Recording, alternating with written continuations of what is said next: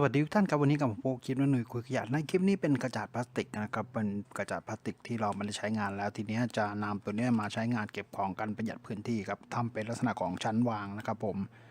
ก็คือชั้นวาง3ชั้นครับจะได้ประหยัดเนื้อที่ครับจะนำไปใช้ในครัวในห้องน้ำในส่วนต่างๆได้นะครับผมจะใช้ท่อ PVC เป็นโครงนะครับผมก็คือจะโดนน้ำโดนอะไรได้หมดนะครับตัวนี้ก็คือไม่ต้องกลัวเรื่องการเปียกชื้นนะครับโอเคครับติดตามชมกันนะครับจากกระจาดพลาสติก